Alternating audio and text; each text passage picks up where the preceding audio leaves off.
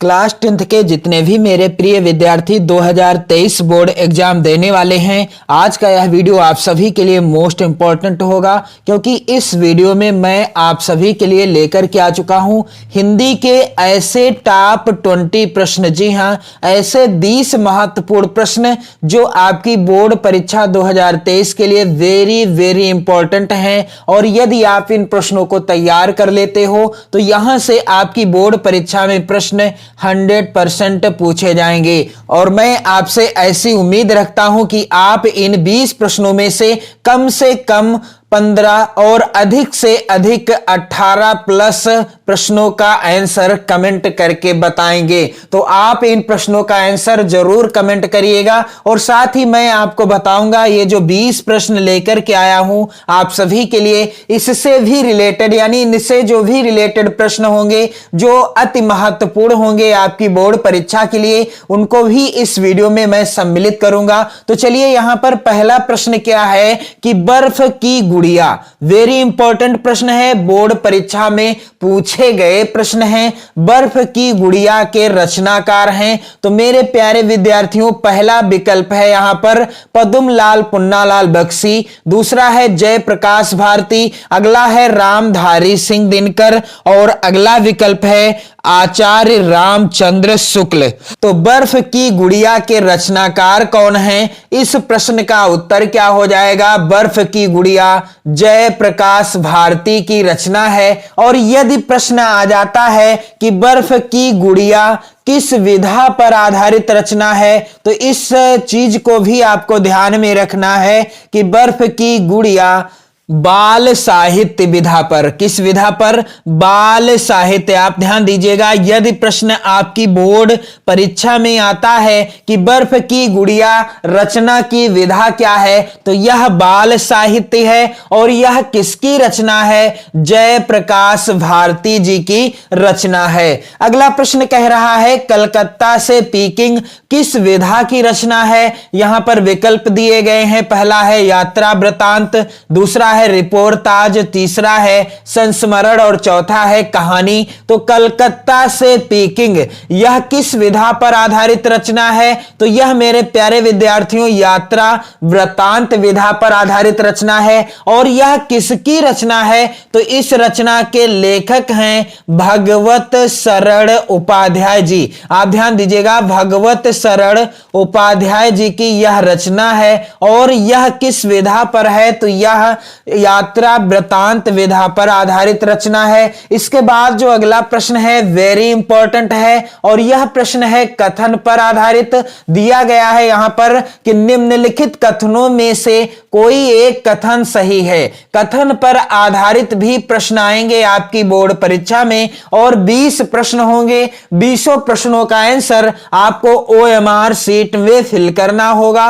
OMR sheet भरने का तरीका मैंने बता दिया है, वीडियो ऑलरेडी आपको चैनल की प्लेलिस्ट में देखने को मिल जाएगी, आप जरूर देख लें। क्योंकि OMR शीट भरने में यदि आप लापरवाही करते हैं या आपसे कोई भी गलती होती है तो आपके ये 20 नंबर तुरंत काट दिए जाएंगे। तो आप वीडियो जरूर देख लें, OMR शीट भरने का तरीका जरूर सीख लें 2023 बोर्ड परीक्षा से पहले। तो यहां पर प्रश्न कह रहा है, यहां पर निम्नलिखित कथनों में से कोई एक कथन सही है। यहां पर पहला क्या है कि इंद्रजाल जयशंकर प्रसाद का प्रसिद्ध उपन्यास है। और दूसरा कथन है त्रिवेणी रामचंद्र शुक्ल की कहानी संग्रह है। और तीसरा कथन है अजंता डॉक्टर भगवत शरण उपाध्याय का नाटक है। चौथा कथन है यहां पर शिक्षा और संस्कृति डॉक्टर राजेंद्र प्रसाद की रचना है। तो यहां पर राइट आंसर क्या हो जाएगा कि शिक्षा और संस्कृति डॉक्टर राजेंद्र प्रसाद जी की रचना है। बाकी यहां पर ऊपर के जितने भी कथन हैं ये सभी क्या हैं? ये तीनों ही गलत हैं। अगला प्रश्न है अनामिका के रचयिता कौन है? पहला है विकल्प सूर्यकांत त्रिपाठी निराला, अगला है जयशंकर प्रसाद, तीसरा विकल्प है सुमित्रा नंदन पंत और चौथा विकल्प है अज्ञेय। तो अनामिका किसकी रचना है? सूर्यकांत त्रिपाठी निराला जी की रचना है। किसकी? सूर्यकांत त्रिपाठी निराला जी की रचना है। अगला वेरी वेरी इंपॉर्टेंट प्रश्न है। प्रश्न कह रहा है कि खादी का अर्थशास्त्र के रचनाकार कौन है। पहला है विकल्प डॉक्टर राजेंद्र प्रसाद, दूसरा है भगवत शरण उपाध्याय, तीसरा विकल्प है आचार्य रामचंद्र शुक्ल और यहां पर चौथा विकल्प है जयशंकर प्रसाद। तो खादी का अर्थशास्त्र, खादी का अर्थशास्त्र किसकी रचना है, इसके रचयिता कौन है, लेखक कौन है? तो मेरे प्यारे विद्यार्थियों, इसका राइट आंसर क्या हो जाएगा? डॉक्टर राजेंद्र प्रसाद जी के द्वारा लिखी गई यह रचना है खादी का अर्थशास्त्र।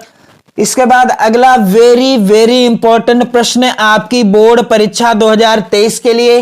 प्रश्न कह रहा है कामायनी महाकाव्य के रचयिता हैं। कामायनी महाकाव्य के रचयिता कौन हैं? सुमित्रा नंदन पंत, धर्मवीर भारती, तीसरा है विकल्प यहां पर जयशंकर प्रसाद और चौथा है विकल्प निराला यानी सूर्यकांत त्रिपाठी निराला जी। तो कामायनी जो है महाकाव्य है और यह किसकी रचना है? जयशंकर प्रसाद जी की रचना है। मेरे प्यारे विद्यार्थियों, आप सभी प्रश्नों का आंसर कमेंट करके बताते रहिए और वीडियो को शेयर करते रहिए अपने सभी प्यारे मित्रों में। जितने भी आपके प्यारे मित्र हैं जो 2023 बोर्ड एग्जाम देने वाले हैं, आप इस वीडियो को शेयर जरूर कर दीजिएगा क्योंकि वेरी इंपॉर्टेंट प्रश्न है आपकी बोर्ड परीक्षा की दृष्टि से। अगला प्रश्न कह रहा है निम्नलिखित में से प्रयोगवादी कवि कौन है? पहला है विकल्प भूषण, दूसरा है बिहारी लाल, तीसरा है सुमित्रा नंदन पंत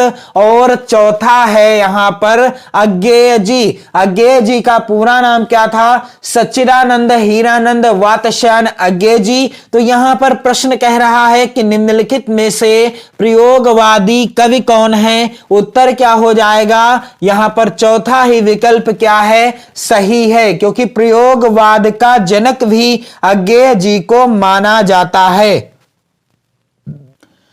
अगला प्रश्न है मेरे प्यारे विद्यार्थियों, प्रजा हितैषी समाचार पत्र निकालने वाले हिंदी सेवी थे। प्रजा हितैषी समाचार पत्र किसने निकाला था?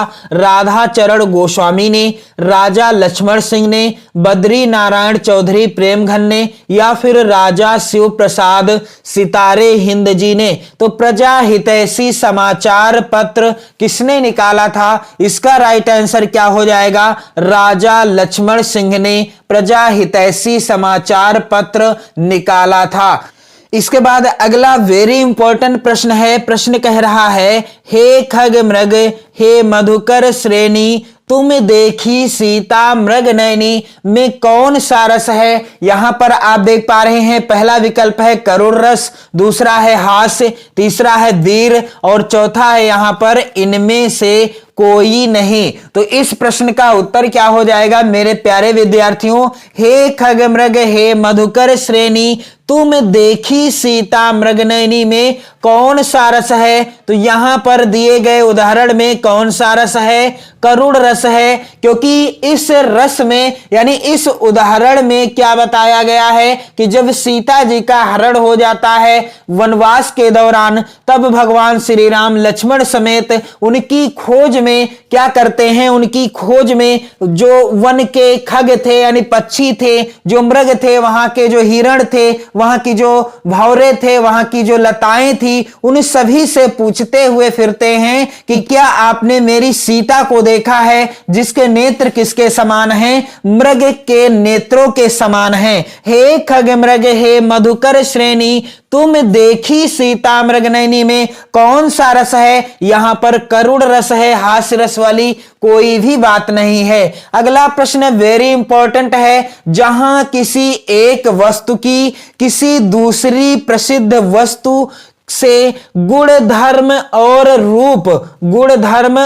रूप के कारण समानता या तुलना की जाती है, वहां कौन सा अलंकार होता है? तो मेरे प्यारे बच्चों, यहां पर पहला विकल्प है रूपक अलंकार, दूसरा है अनुप्रास, तीसरा है उपमा अलंकार या चौथा है यहां पर श्लेष अलंकार। तो जहां किसी एक वस्तु की किसी दूसरी प्रसिद्ध वस्तु से समान गुण धर्म के आधार पर या रूप के कारण क्या की जाती है, समानता या फिर तुलना की जाती है। वहां कौन सा अलंकार होता है, वहां उपमा अलंकार होता है। मैंने आपको उपमा अलंकार भी पढ़ाया है, रूपक अलंकार भी पढ़ाया है, अनुप्रास श्लेष सभी अलंकारों से रिलेटेड वीडियो आपको चैनल की प्लेलिस्ट में मिल जाएंगे। यदि आप देखना चाहते हो तो जरूर देखो, क्योंकि बिल्कुल आसान परिभाषा बताई है और सबसे सरल उदाहरण भी बताया है। अगला प्रश्न है, रोला में कितनी मात्राओं पर यति है? यहां पर 11 और 13,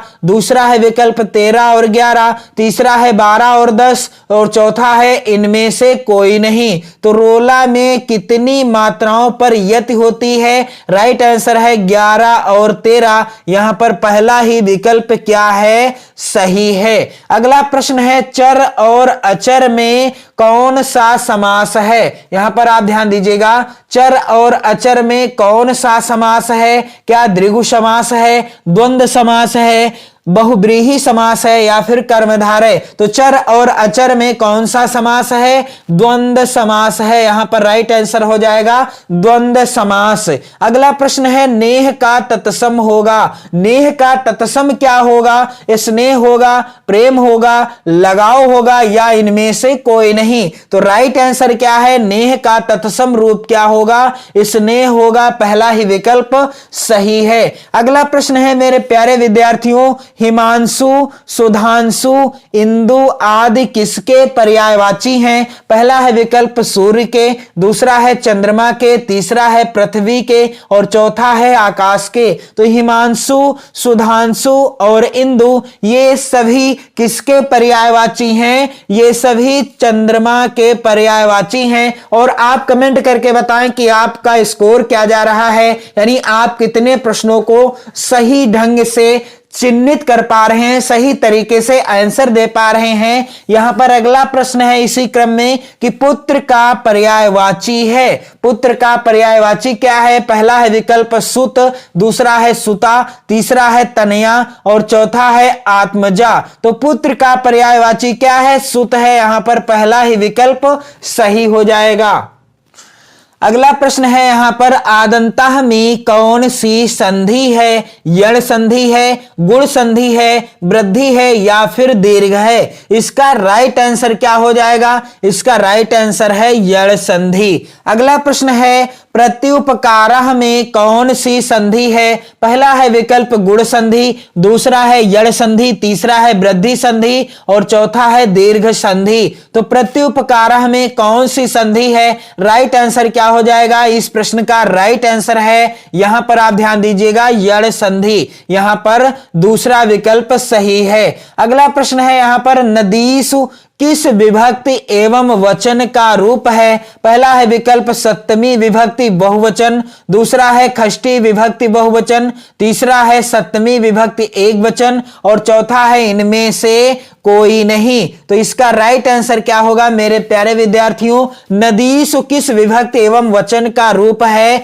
इसका राइट आंसर है सप्तमी विभक्ति बहुवचन, यानी पहला ही विकल्प सही है। अगला प्रश्न है, हसतु शब्द हस धातु के किस लकार का रूप है? पहला है विकल्प लट लकार, दूसरा है लोट लकार, तीसरा है लंग लकार और चौथा है विधिलिंग लकार। तो हसतु शब्द हस धातु के किस लकार का रूप है? राइट आंसर क्या हो जाएगा इस प्रश्न का? इस प्रश्न का सही उत्तर है लोट लकार। तो इस तरीके से मैंने आप सभी को बता दिए टॉप 20 प्रश्नों को, और आप अपना स्कोर कमेंट करके बताएं कि आपने कितने प्रश्नों का आंसर सही तरीके से दिया है। वीडियो को शेयर कर दें और 2023 बोर्ड परीक्षा की बेहतर तैयारी के लिए चैनल के साथ जुड़े रहें। जय हिंद।